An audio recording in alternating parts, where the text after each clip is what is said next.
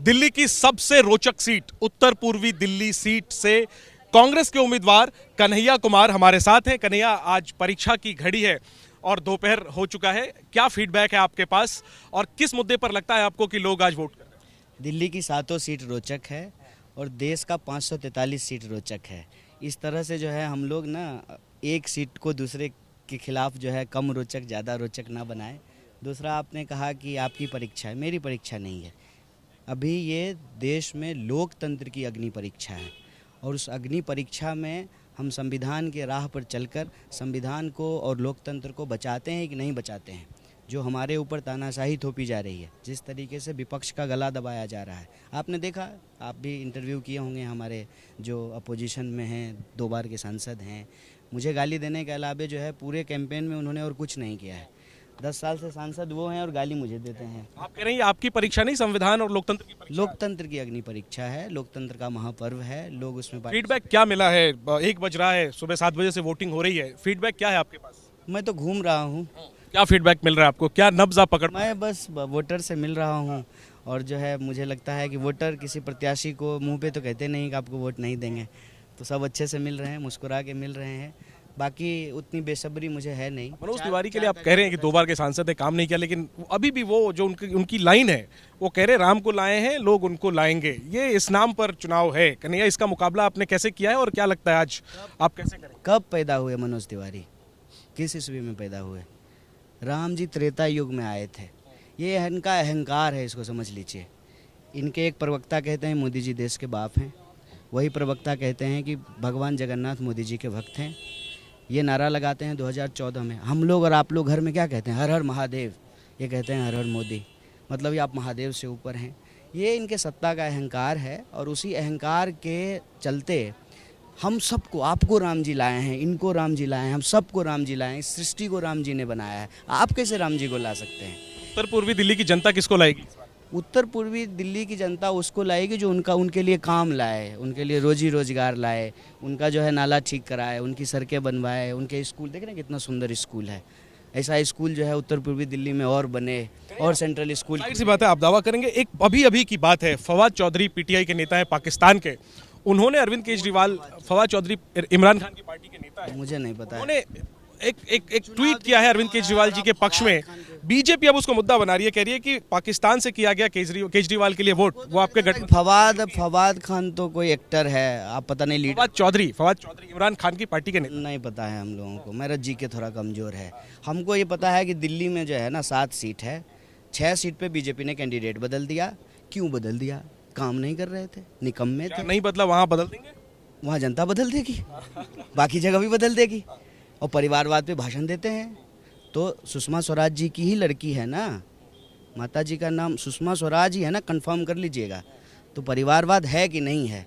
मेरा नाम कन्हैया, वो बांसुरी, बताइए, ठीक है ना? परिवारवाद है कि नहीं है, जरा ही पूछ लीजिएगा। कहाँ इधर उधर चले जाते हैं, यहाँ दिल्ली में खड़े हैं। दिल्ली मंत्री आज बिहार में, प्रधानमंत्री आज बिहार में। एक बात देखिए, ये सीधे सीधे दिल्ली में रहने वाले जो करोड़ों लोग हैं ना, अभी दिल्ली में ही रहते हैं, ये आपका अपमान है। इस देश में रहने वाले जो लोग हैं उनका अपमान है। दिल्ली में आम आदमी पार्टी जो है 62 सीट जीती है, तो मेजोरिटी में है। उससे पहले जो है 67 सीट जीती थी, अभी एमसीडी का चुनाव जीती है। तो मतलब जो है इस सब वोटर को गाली दे रहे हैं ना वो। आप उस बात का जवाब दे रहे हैं जो अमित शाह ने कहा कि पाकिस्तान में ज्यादा समर्थक है आम आदमी वो पार्टी। जवाब देने का जरूरत नहीं है। जवाब वो दें कि खाते में 15 लाख क्यों नहीं आया, 2 करोड़ नौकरी क्यों नहीं मिली, उनका बेटा बीसीसीआई का सेक्रेटरी बना, देश की जनता को नौकरी नहीं मिला। पाटलिपुत्र बिहार में प्रधानमंत्री ने जनसभा को संबोधित किया, 2-3 बड़ी बातें कही, मैं चाहता हूं आप उस पर रिएक्ट करें। सबसे बड़ी बात पीएम ने कही, हाँ, बड़ी बात, बड़ा बयान है, अब सुन लीजिए। उन्होंने कहा है कि मोदी के लिए संविधान सर्वोपरि है। इंडिया अलायंस, अगर अपने वोट बैंक की गुलामी करनी है इंडिया अलायंस को, तो वो वहां जाकर मुजरा करें। ये प्रधानमंत्री के शब्द हैं। वो जो करें, मैं SC ST OBC आरक्षण के लिए जब तक जान है खड़ा हूं। क्या जवाब देंगे? पता है वो क्यों मुजरा का बात बोले हैं? अभी मंडी से आए हैं, तो जो है ना पाटलिपुत्रा में गए, तब भी जो हमको लगता है कि उनकी आत्मा जो है ना मंडी में ही रह गई थी। कोई बात नहीं है। आप विवादित बयान दे रहे हैं। नहीं, ये तो प्रधानमंत्री से पूछिएगा, वो आपको इंटरव्यू नहीं देंगे। दिक्कत यही है। मंडी का मुजरा से क्या कनेक्शन? नहीं, उनका क्या कनेक्शन है कि जो है मुजरा की बात कर रहे हैं? लोकतंत्र है ना, आप हमसे पूछिएगा हमने क्या काम किया, हम आपसे पूछे कि आपने क्या काम किया।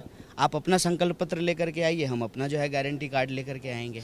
दोनों का मेरे इंडिया गठबंधन में म्यूजिकल चेयर है पीएम पोस्ट को लेकर, हर साल एक नया पीएम बनाया जाएगा, ये पीएम का आरोप है। अच्छा, उनको बहुत पता है हम लोगों के बारे में, लेकिन उनको ये पता है कि नहीं कि 1 घंटे में 2 नौजवान आत्महत्या कर लेता है, देश में सबसे ज़्यादा बेरोजगारी है, पेट्रोल का दाम मालूम है कि नहीं, 50 रुपये लीटर उनको सब महंगा लगता था, 100 रुपये लीटर सस्ता लगता है, ये मालूम है कि नहीं है। देखिए, चिंता जो है ना इंडिया अलायंस की छोड़ करके उनको इंडिया की करनी चाहिए, जिसके वो 2 बार के प्रधानमंत्री हैं।